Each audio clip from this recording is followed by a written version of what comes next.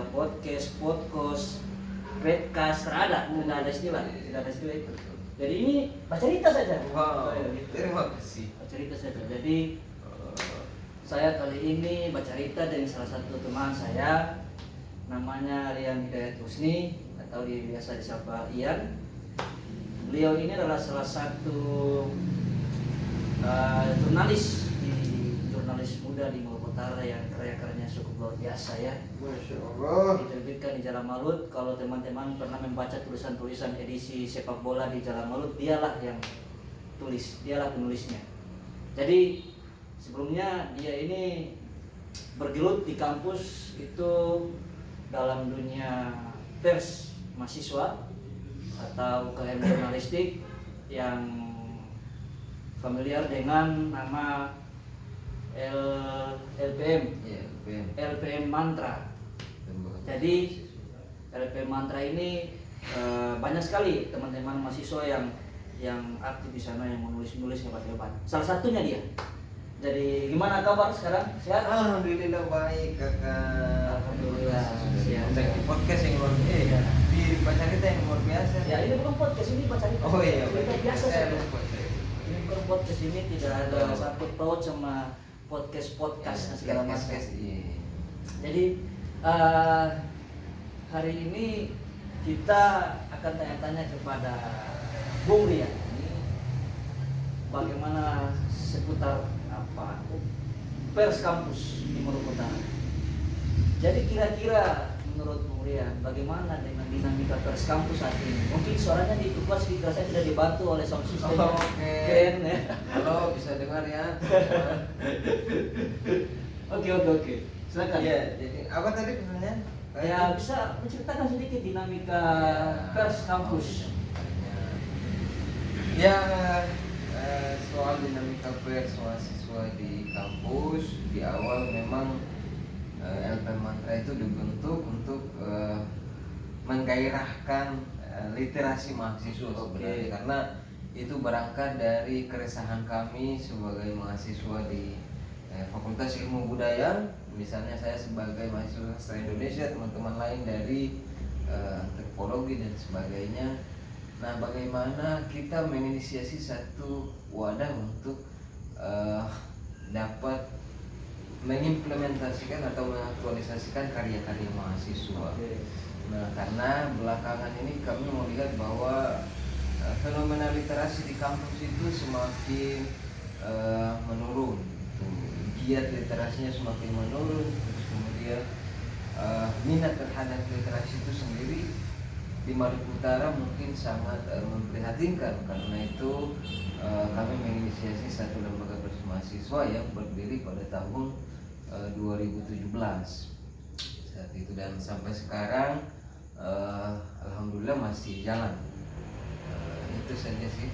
Nah, bagaimana Bung melihat dinamika pers kampus saat ini?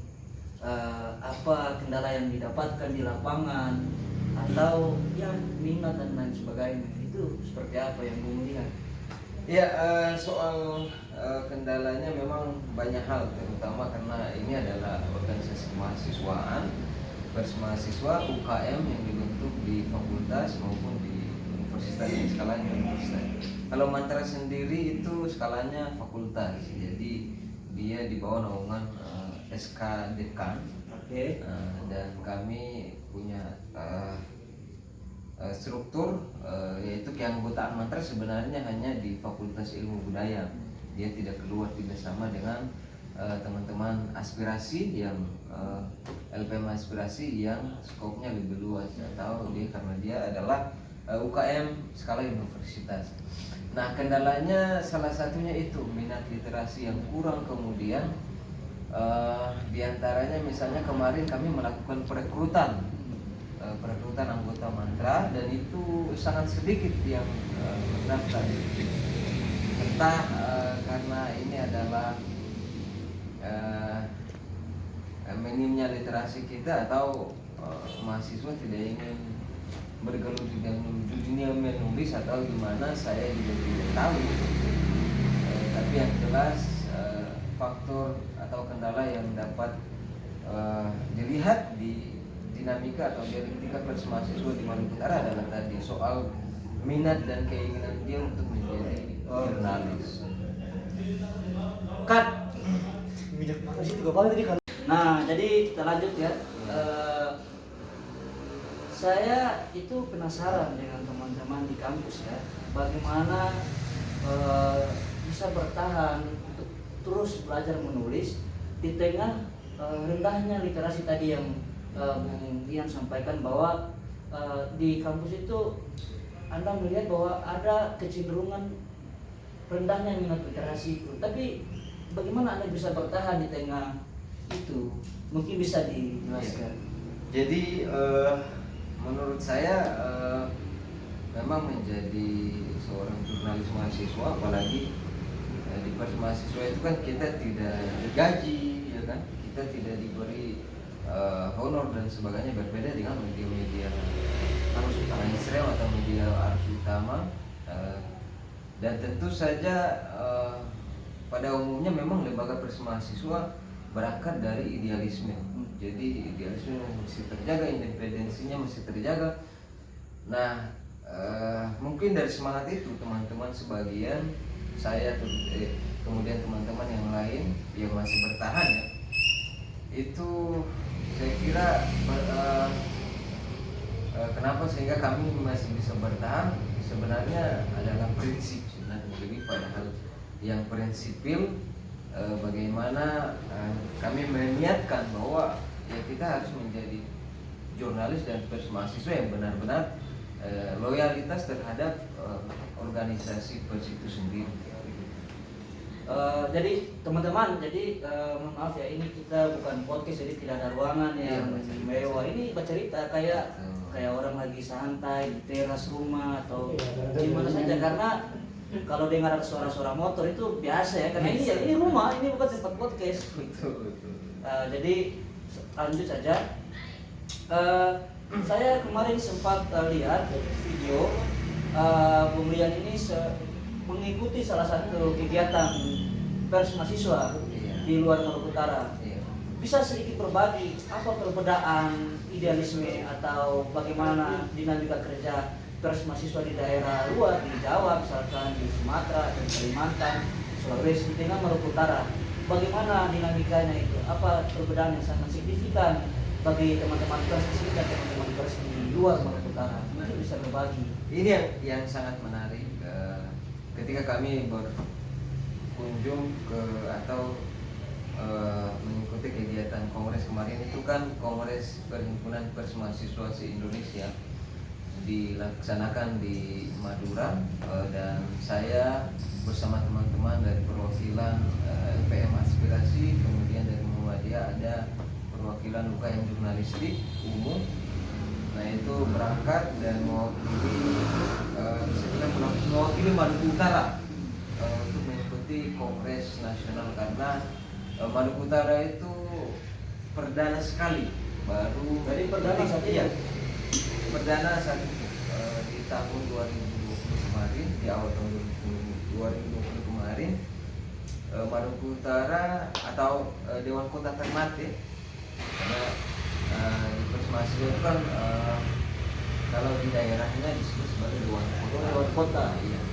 Jadi kami mewakili Dewan Kota Ternate atau DK Ternate untuk mengikuti kongres. Nah, banyak hal yang sebenarnya kami dapatkan di sana.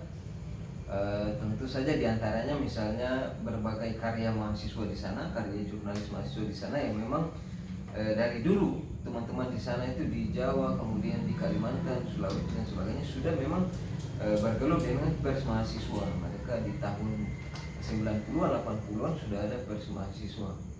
Nah, salah satu karya yang dapat kami lihat di sana dan menjadi evaluasi bagi teman-teman di Ternate atau di Maluku Utara adalah misalnya majalah teman-teman pers mahasiswa di sana punya karya.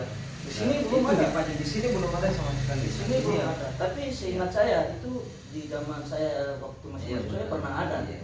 Tapi di tahun-tahun itu tidak begitu produktif. Ya hanya berjalan selang setahun kemudian mati. Tidak lagi aktif. Nah, itu. Dan sekarang saya sudah tidak lihat lagi itu. Apa benar memang sekarang tidak ada majalah mahasiswa atau tabloid misalkan atau buletin, tidak ada sama sekali di sini?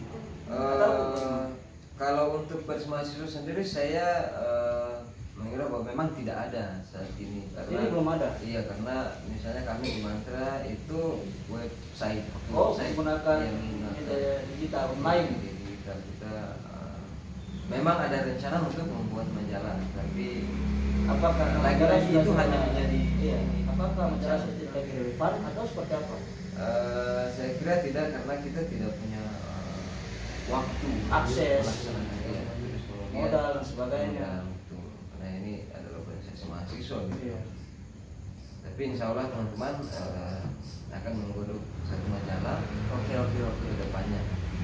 Nah, Bung Rian, bisa tidak berbagi ke teman-teman di sana yang sedang nonton ini, bagaimana sih bisa konsisten terus menulis supaya mereka tetap semangat untuk berkarya, melakukan karya-karya. Mungkin bisa berbagi ke teman-teman di sana yang ini menonton Tolong Pipa Cerita ini. Iya, betul, benar sekali. Mungkin lebih pada mengapa sehingga kita harus menulis, bagaimana memulai dan menyusun kata-kata dan sebagainya. Saya pikir dan itu adalah hal yang prinsipil yang memang harus kita tanamkan di dalam diri kita, bahwa saya adalah seorang penulis, saya punya bakat, saya punya potensi untuk menulis hal-hal yang lebih baik dan menjadi karya yang baik untuk memotivasi orang. Nah, teman-teman, menulis memang tidak membuat kantong kita menjadi tebal ya begitu ya, atau membuat kita menjadi kereng dan sebagainya, tapi menulis adalah bagian dari bagaimana kita memilih hidup dengan berkarya. Nah, itu saja sih yang mungkin perlu kita tanamkan dalam Tapi kalau diri. orang yang merasa tidak punya bakat, apakah bisa ditempa menjadi seorang Sangat penulis? bisa. Bagaimana caranya? Iya. Kan orang kan tidak punya, kita tidak bisa, kita tidak mampu, kita tidak bisa kayak mana menulis. Tidak boleh pesimis itu Ya. gitu ya. Jadi setiap orang kita yakini bahwa memiliki dapat beraktivitas menulis. Setiap orang punya potensi untuk menulis. Artinya setiap orang punya indera, setiap orang punya tangan untuk menulis dan sebagainya, punya akal dan dia memiliki potensi untuk menulis. Setiap orang memiliki kata-kata dan ciri khas bahasa yang berbeda. Oke. Karena itu dia patut untuk menulis. Oke, siap-siap. Iya, itu. Nah, mungkin itu saja. Ini Pak Cerita ini karena lama Iya, karena terima kasih. orang hanya ingin tahu seputar dunia kampus dan bagaimana semangat menulis itu.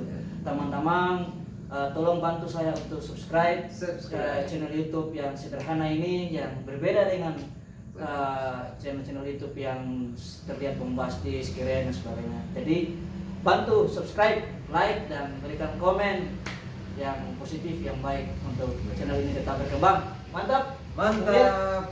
Thanks. Oke. Oke. Salam literasi. Salam literasi.